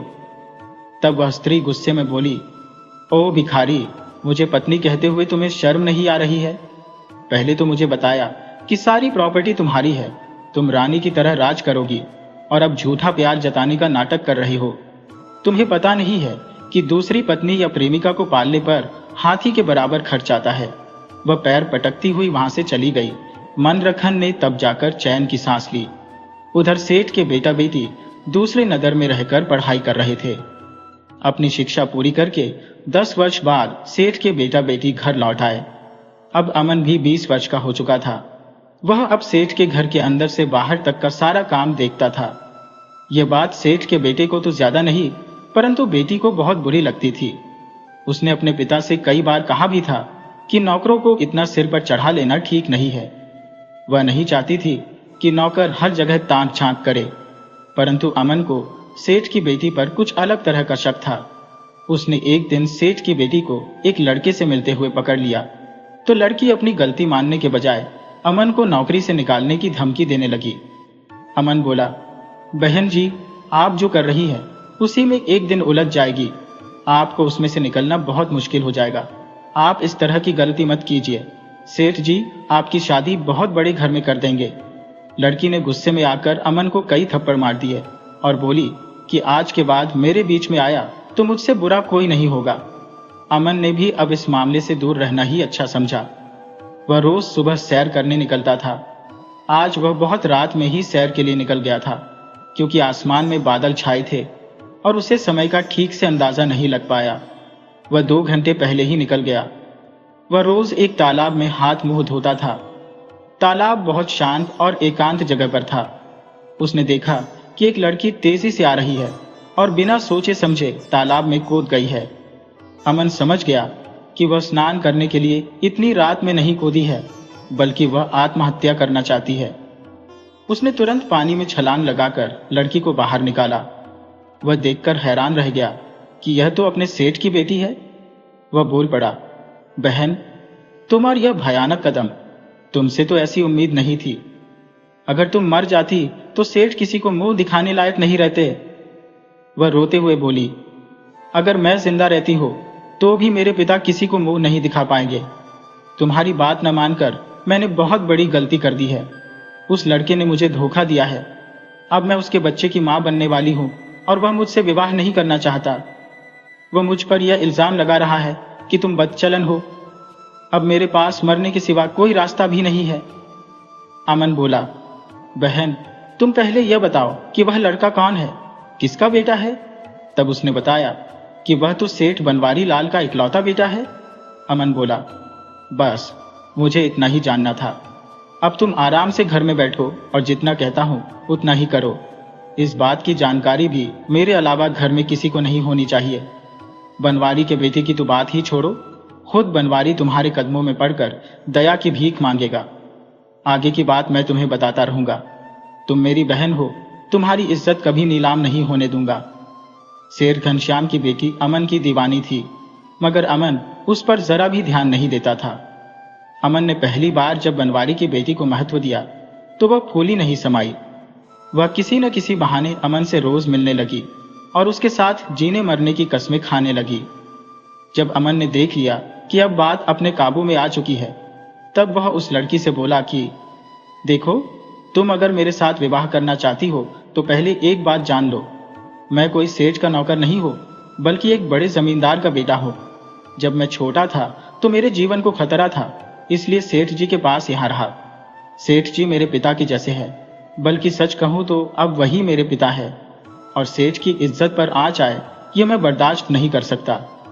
तुम्हारे भाई ने मेरी बहन यानी सेठ की बेटी की इज्जत से खिलवाड़ किया है, क्योंकि उसका प्यार मेरी तरह पवित्र नहीं है। और अब बात बहुत दूर तक पहुंच चुकी है, इसमें तुम्हें मेरा साथ देना होगा। तुम अपने भाई से साफ साफ बता दो कि मैं सेठ का नौकर ही नहीं, यहाँ के राजा का जासूस भी हूँ। मुझे हर तीसरे दिन राज दरबार जाना पड़ता है और राजा मुझसे हर जानकारी लेता रहता है। मैं अपनी बहन के साथ हुई इस ज्यादती की बात राज दरबार में उठाऊंगा और तुम्हारे भाई की फांसी की मांग करूंगा। अब भलाई इसी में है कि तुम्हारा भाई एक हफ्ते के अंदर मेरी बहन से शादी कर ले। तुम ये बात अपने माता पिता और सबसे बता देना। तुम अपनी तरफ से बेफिक्र रहना, क्योंकि जब मेरी बहन तुम्हारी भाभी बन जाएगी तो वह भी तुम्हें अपनी बहन बना लेगी। उस लड़की ने तो जैसे घर में कोहराम ही मचा दिया। उसके भाई को लगने लगा कि राजा के सैनिक सचमुच फांसी का फंदा लेकर आ रहे हैं और उसे फांसी पर चढ़ा रहे हैं। बनवारी सेठ भी यह बात सुनकर बहुत डर गए। उन्हें लगा कि बेटे ने तो गलती कर ही दी है। अब अगर बात राज दरबार तक जाती है तो राजा मुझे भी नहीं छोड़ने वाले। उन्होंने एक बार खराब माल राज दरबार भिजवा दिया था तो राजा ने उनकी 1 साल की कमाई रोक ली थी। अब वह किसी मुसीबत में नहीं पड़ना चाहते थे। उन्होंने अपने बेटे को ही गलत ठहराया। उन्होंने बिना देर किए सेठ घनश्याम की बेटी से अपने बेटे की शादी करवा दी। कुछ दिन बाद सेठ की बेटी ने अपनी ननद की शादी अमन से करवा दी, क्योंकि वह जानती थी कि अमन और उसकी ननद ने मिलकर ही उसका घर बसाया है। अब उसका फर्ज बनता है कि अपने मुंह बोले भाई और अपनी ननद का भी घर बसा दे। अमन कोई नौकर तो था नहीं। वह अपनी नई नवेली दुल्हन को लेकर अपने गांव लौट आया। उसका काका मनरखन उसका रास्ता देख रहा था। मनरखन अपनी सारी जिम्मेदारी अमन को सौंपकर साधु बन गया। मनुष्य का जीवन भाग्य का एक खेल है। पूरा जीवन इंसान अपनी इच्छाओं को पूरा करने में लगा रहता है, परंतु होता वही है जो किस्मत में लिखा होता है। अब शुरू करते हैं हमारी दूसरी कहानी। एक राजा की कातिल रानी। बहुत पुराने समय की बात है। तेलन प्रदेश नाम का एक राज्य था, जहां धीरेंद्र नाम के बहुत ही प्रतापी राजा राज करते थे। राजा अपनी प्रजा का पालन करने वाले, न्यायप्रिय और बेहद दयालु थे। उनकी रानी भी दया की सागर थी, साथ ही बहुत ही धार्मिक स्त्री थी। वह भी राजा की तरह न्याय करना बहुत पसंद करती थी। राजा अपनी रानी को पाकर बहुत खुश थे और राजा रानी से बहुत प्रेम करते थे।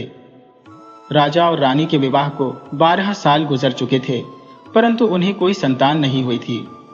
इस बात को लेकर राजा बहुत चिंतित रहते थे, परंतु अपना दुख रानी के सामने कभी जाहिर नहीं करते थे।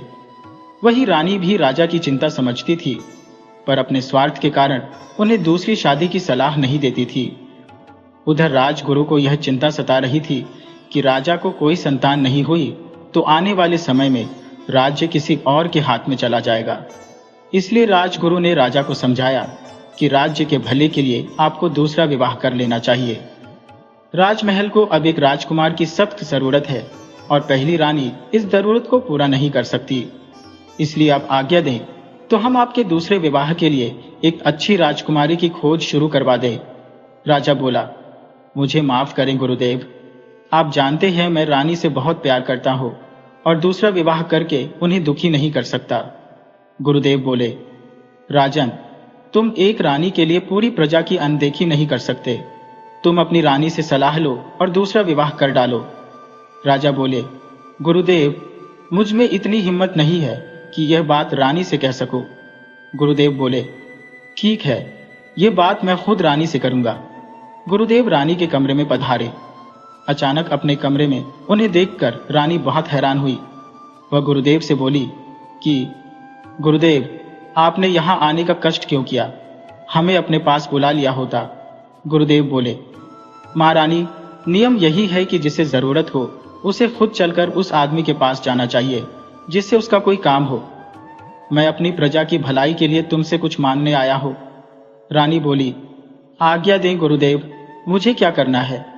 गुरुदेव बोले, राजा को दूसरी शादी की अनुमति दे दो। इस वक्त राज्य पर मुश्किल आ पड़ी है। किसी राजा के विवाह के 5 साल बाद भी कोई पुत्र पैदा न हो तो उसे दूसरा विवाह कर लेना चाहिए, परंतु आप दोनों के विवाह को तो 12 साल हो गए, फिर भी आपको कोई पुत्र नहीं हुआ। अब तुम खुद राजा को अनुमति दो कि वह दूसरा विवाह कर ले। रानी बोली, जी गुरुदेव, मैं अवश्य ही राजा से बात करूंगी। उन्हें राज्य के हित के लिए विवाह कर लेना चाहिए। राजा के अपने कमरे में आने पर रानी ने उनसे कहा कि महाराज, हमें अब तक कोई पुत्र नहीं मिला। आपको राज्य के लिए दूसरा विवाह कर लेना चाहिए। राजा बोले, रानी, आप जानती हो मैं तुमसे कितना प्यार करता हूं। मैं दूसरा विवाह कर ही नहीं सकता। रानी बोली, महाराज, आप मेरे पति ही नहीं, इस राज्य के राजा भी हैं, और एक राजा का अपनी प्रजा के प्रति कुछ कर्तव्य होता है। आपकी प्रजा को इस वक्त एक वारिस चाहिए। राजा बोला, रानी, जब तुम खुद चाहती हो कि मैं ऐसा करूं, तो मैं जरूर एक अच्छी स्त्री मिल जाने पर विवाह कर लूंगा। एक दिन राजा अपने दरबार में बैठे थे, तभी 2 आदमी बहुत घबराए हुए आए और राजा से विनती की कि महाराज, हमें बचा लीजिए। हम जंगल के पास वाले गांव में रहते हैं, परंतु पता नहीं कौन सा जानवर हमारे पशुओं को मारकर खा रहा है और सिर्फ हड्डियां छोड़ देता है। हम बहुत गरीब लोग हैं। हमारे पास पहले से ही पशु कम है, परंतु दुधारू पशुओं के इस तरह बेरहमी से मारे जाने पर हम भुखमरी की कगार पर पहुंच गए हैं। आप दया के सागर हैं महाराज, आप हम पर कृपा कीजिए। राजा बोले, आप लोग चिंता न करें, मैं खुद ही उस जानवर की खोज में निकलूंगा और उससे आप लोगों को छुटकारा दिलाऊंगा। राजा अपने कुछ सैनिकों के साथ जंगल के लिए निकल पड़े। राजा वैसे तो अक्सर जंगल में शिकार के लिए आया जाया करते थे, परंतु इस बार वह एक खास मिशन पर निकले थे। वह जंगल में उस जगह को ढूंढ रहे थे जहां कोई खतरनाक जंगली जानवर छिपा हो। राजा ढूंढते ढूंढते एक बहुत ही सुंदर और मनमोहक जगह पर पहुंचे। वह एक राक्षसी का बनाया हुआ बगीचा था। राक्षसी दिन के समय उस बगीचे में एक खूबसूरत स्त्री का रूप धारण करके रहती थी, जबकि रात के वक्त अपने असली रूप में आकर जंगल के आसपास के गांवों में तबाही मचाती थी। वह किसानों के पशुओं को मारकर उनके घर में ही खा जाती थी। राजा ने उस जगह पर देखा कि वहां एक बहुत सुंदर सरोवर है, तो उन्हें वहां का दृश्य बहुत अच्छा लगा। उन्होंने अपने सैनिकों से कहा कि तुम लोग आसपास किसी जानवर की खोज करो, तब तक मैं यहां आराम करता हूं। अचानक राजा की नजर एक स्त्री पर गई जो बहुत ही खूबसूरत थी। उसके रूप सौंदर्य के आगे तो रानी भी कुछ नहीं थी। राजा उस स्त्री को देखकर मोहित हो गए। उधर वह स्त्री बीच में राक्षसी ने देखा कि एक राजा उसके बगीचे में आराम कर रहा है और देखने में बहुत सुंदर है, तो उसके मन में वासना जाग उठी। उसने सोचा कि अगर मैं राजा से शादी कर लेती हूँ तो मेरी सारी समस्या ही खत्म हो जाएगी। मैं आराम से राजा के नगर में पशुओं को मारकर खाऊंगी और राजा के साथ अपनी इच्छाएं पूरी भी करती रहूंगी। उसे वह आनंद जंगल में नहीं मिल पाता जो राजा की रानी बनकर मिलेगा। राजा मन में विचार कर रहा था कि यह स्त्री मेरी दूसरी रानी बनने के लिए सबसे सही है। तभी वह राजा के पास पहुंच गई। राजा ने पूछा, देवी, आप कौन हो? इस सुनसान जंगल में अकेली क्या कर रही हो? हमें तो लग रहा है कि अभी तक तुम कुंवारी हो।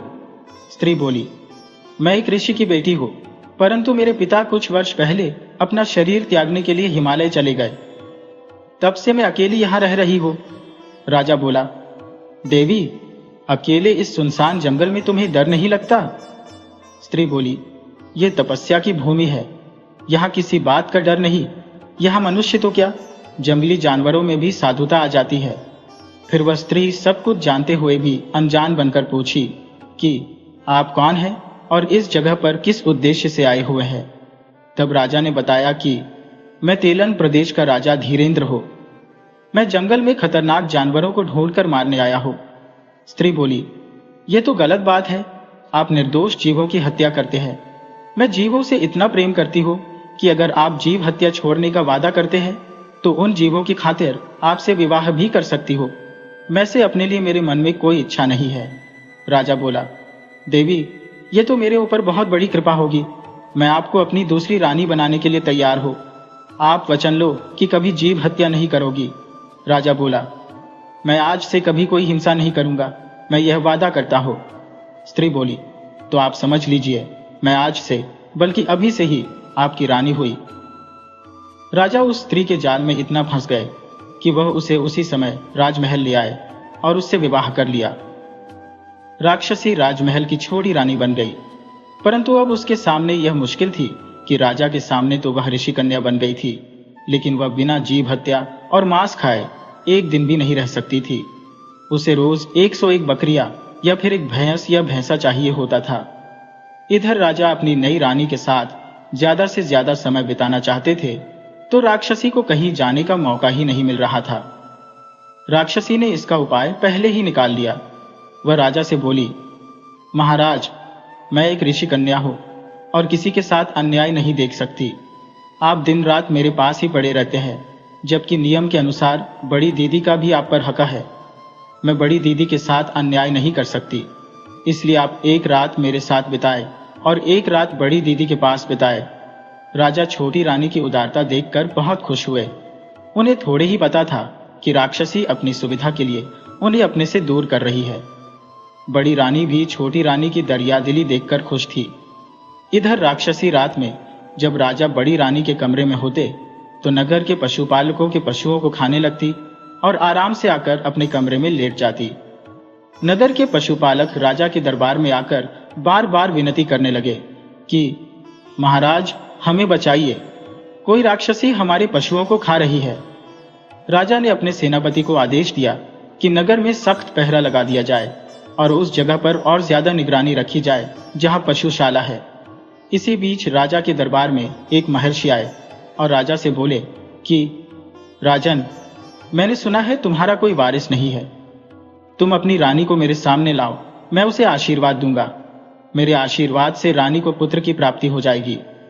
राजा अपनी छोटी रानी के पास गए और बोले कि तुम तैयार होकर हमारे अतिथि विश्राम गृह में आ जाओ। वहां एक सिद्ध महात्मा पधारे हैं, उनके आशीर्वाद से हमें पुत्र की प्राप्ति होगी। इतना सुनते ही राक्षसी रानी डर गई। उसे लगा कि महात्मा तो मुझे देखते ही पहचान जाएगी, इसलिए उनकी नजरों से किसी तरह बचना होगा। वह राजा से बोली कि महाराज, आप तो जानते हैं कि हम स्त्रियों का जीवन मुश्किलों से भरा है। आज एक सुनहरा मौका आया भी तो मैं उसका लाभ नहीं उठा सकती। असल में मैं राजस्व वाला हूं और इस हाल में किसी गुरुजन के सामने नहीं जा सकती, इसलिए आप बड़ी दीदी को ही आशीर्वाद दिलवा दीजिए।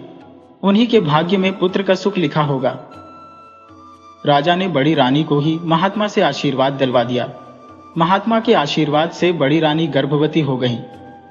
राजा का ध्यान अब बड़ी रानी की तरफ ज्यादा रहने लगा। ये राक्षसी के लिए ठीक भी था, परंतु वह थी तो एक स्त्री ही। उसे बड़ी रानी से जलन होने लगी। उसने एक दिन राक्षसी बनकर राजा के घोड़े को ही मार दिया। घोड़ों की रखवाली के लिए वहां काफी सैनिक तैनात थे। सैनिकों ने देखा कि एक राक्षसी ने घोड़े को मार दिया है, तो सैनिक उस राक्षसी का पीछा करने लगे। वह भागकर बड़ी रानी के कमरे में घुस गई और अपना रूप बदलकर बाहर निकली और जोर से चिल्लाने लगी कि बड़ी दीदी के शयन कक्ष में राक्षसी है, मैंने अपनी आंखों से देखा है। उस वक्त बड़ी रानी अपने कमरे में सो रही थी। जब उन्होंने सुना कि उनके कमरे में राक्षसी घुस आई है तो वह हड़बड़ाकर उठ बैठी। राजा भी वहां आ चुके थे। बड़ी रानी के कमरे की तलाशी ली जाने लगी, परंतु उसमें तो सिर्फ बड़ी रानी थी। राजा ने छोटी रानी से पूछा कि जब तुमने राक्षसी को बड़ी रानी के कमरे में देखा तो फिर वह चली कहां गई? छोटी रानी बोली, महाराज, क्या आप इतने बड़े मूर्ख हैं जो कुछ भी नहीं समझ रही है? अरे, राक्षसी कोई और नहीं, बड़ी रानी ही है। राजा बोला, छोटी रानी, तुम कितनी चतुर हो। मैं इतने दिनों से परेशान था और शैतान मेरी बड़ी रानी के रूप में मेरे दरबार में बैठा था। मैं अभी इसका वध कर देता हूं। बड़ी रानी लाख विनती करती रही कि मैं भला राक्षसी कैसे हो सकती हूँ, मैं आपकी बड़ी रानी हूँ। राजा बोला, अब तुम मेरी कोई नहीं हो, अब सब कुछ छोटी रानी ही है। ये जो आदेश देगी वही होगा। अगर तुम्हें जान की भीख मांगनी है तो छोटी रानी से मांगो, शायद वह रहम करके मौत की सजा को कम कर दे या माफ कर दे। बड़ी रानी अपनी और अपने गर्भ में पल रहे पुत्र के लिए छोटी रानी से जान बचाने की गुहार लगाने लगी। छोटी रानी बोली, अब तुम दीदी कहलाने के लायक नहीं हो, तुम एक राक्षसी हो और मैं एक ऋषि कन्या हूं। मैं तुम्हारी जान तो बख्श दे रही हूं, परंतु तुम्हें अपनी दोनों आंखें गंवानी पड़ेंगी। उसने जल्लाद को आदेश दिया कि इस दुष्ट राक्षसी को जंगल में ले जाओ और इसकी दोनों आंखें फोड़कर जंगल में बाघ की गुफा के पास छोड़ दो। बड़ी रानी राजा से अपनी बेगुनाही के लिए विनती करती रही, परंतु राजा ने उनकी ओर से निगाह फेर ली, जैसे वह उन्हें पहचानते ही न हो। जल्लाद रानी को जंगल में छोड़ने के लिए लेकर चल पड़ा। रानी जल्लाद से भी गुहार लगाने लगी कि भाई मेरी रक्षा करो, मैं राक्षसी नहीं हो। जल्लाद बोला, महारानी, मैं जानता हूं आप राक्षसी नहीं है, बल्कि किसी बड़े षड्यंत्र का शिकार हुई है। मेरी महारानी आप ही है। मैं आपको एक सुरक्षित जगह पर रखवाऊंगा, जहां आप राजकुमार को जन्म दे सके और फिर राज दरबार लौटने के सही समय का इंतजार कर सके। जल्लाद रानी को जंगल में रह रहे एक भील और भीलनी के पास लेकर गया।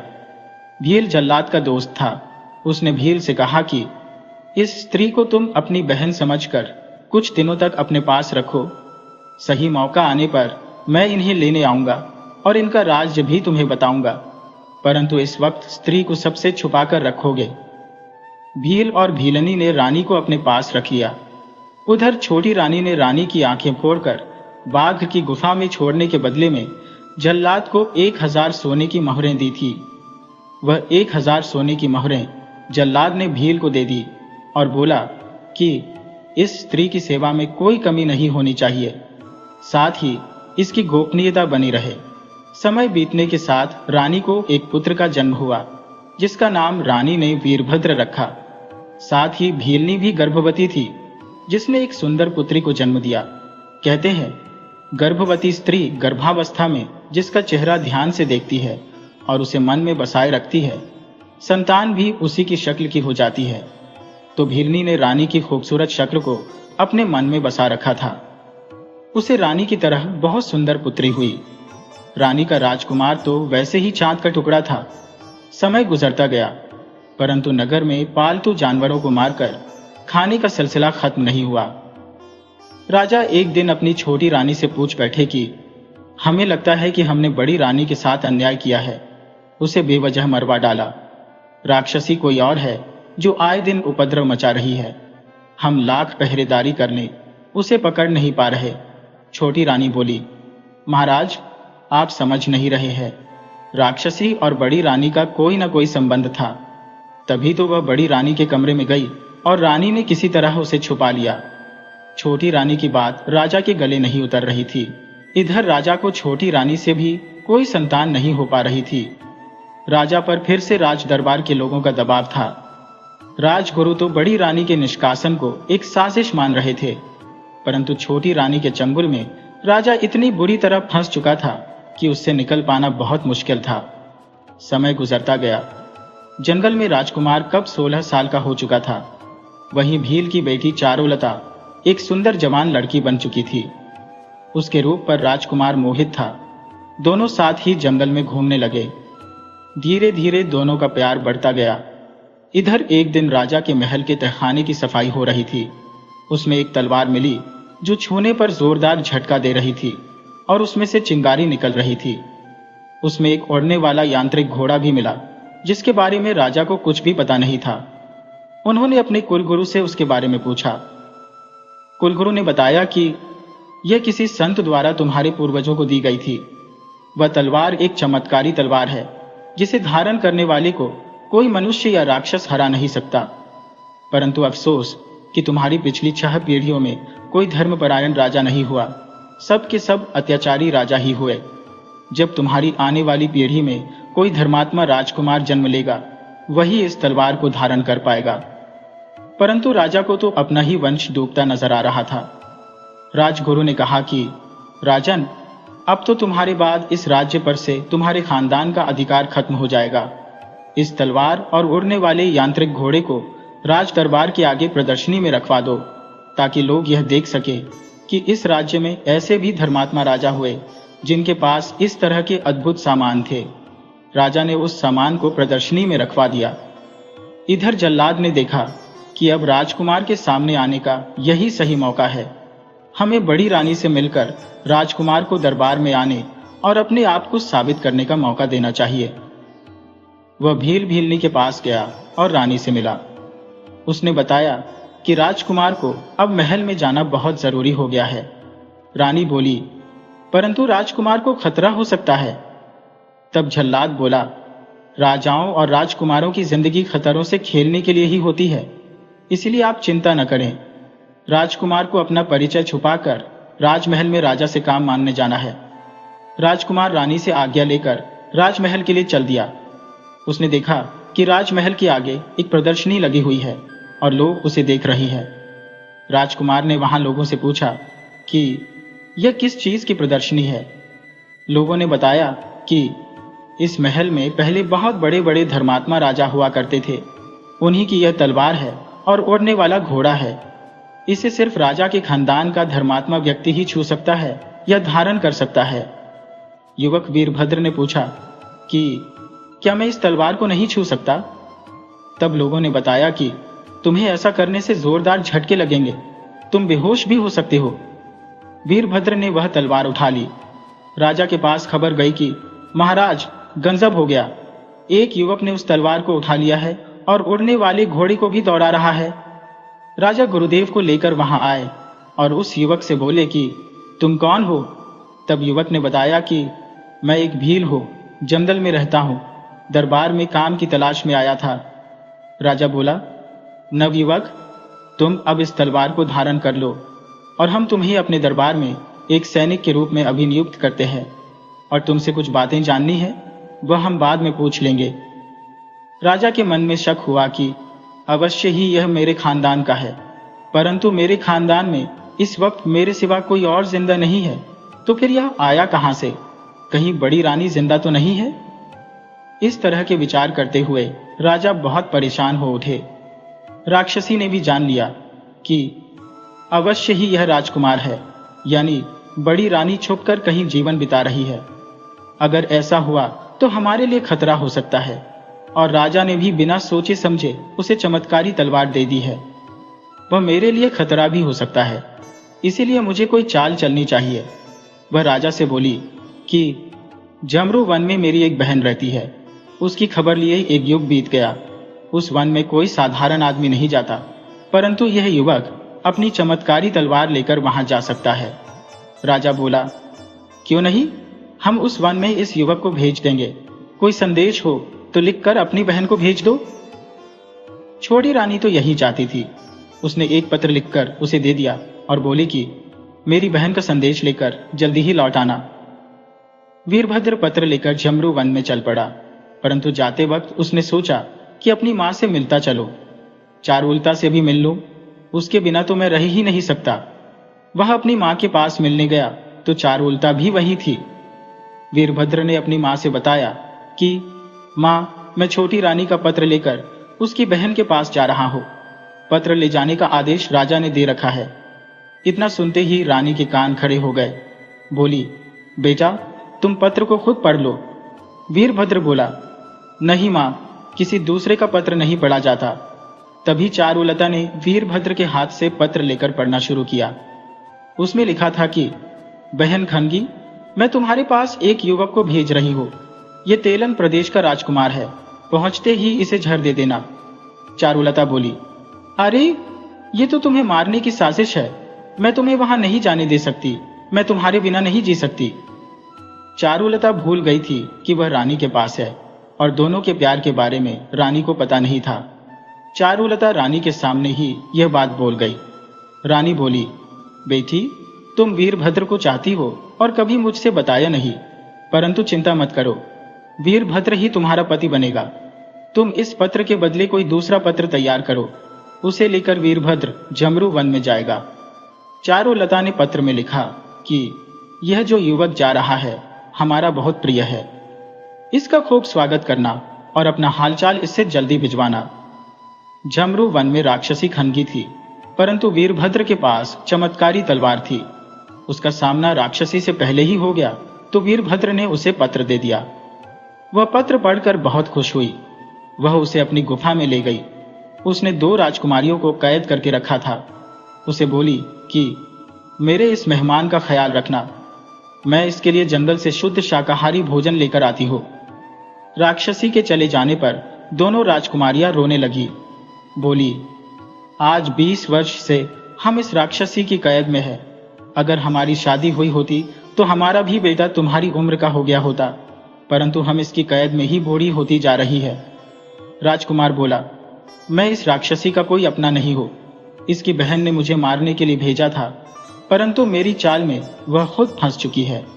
अगर तुम लोग थोड़ी मदद कर दो तो मैं तुम्हें आजाद करा सकता हूं। तब दोनों राजकुमारियां बोली, एक जादुई पिंजरा है, उसमें एक तोता है। उस तोते में दोनों राक्षसी बहनों का प्राण कैद है। तोता के मरते ही दोनों बहनें मर जाएंगी, मगर उस पिंजरे को कोई साधारण आदमी या साधारण हथियार से नष्ट नहीं कर सकता, इसलिए तुम मुश्किल में फंस जाओगे। राजकुमार बोला, मेरे पास चमत्कारी तलवार है, इससे मैं पहाड़ को भी काट सकता हूं। तब दोनों राजकुमारियों ने राजकुमार को पिंजरा दिखा दिया। राजकुमार ने चमत्कारी तलवार से पिंजरे को नष्ट कर दिया। पिंजरा के नष्ट होते ही एक राक्षसी जंगल में मर गई। दूसरी, जो राजा के साथ दिन में आराम कर रही थी, वह भी राक्षसी के रूप में आकर ढेर हो गई। राजकुमार दोनों राजकुमारियों से बोला कि आप दोनों मेरी मां के बराबर की है, इसलिए आपसे विवाह तो कर नहीं सकता। आप अपने देश लौट जाइए और अपने उम्र के किसी व्यक्ति से विवाह कर अपना घर बसाइए। राजकुमार राजा के पास आ गया। राजा उसे देखते ही बोला, बेटा, मुझे माफ कर देना। एक राक्षसी के कहने पर मैंने तुम्हारी मां को महल से निकाल दिया, परंतु भला हो मेरे जल्लाद का, जिसने बड़ी रानी को कोई नुकसान नहीं पहुंचाया, पर मुझे यह नहीं बताया कि मेरी रानी कहाँ है।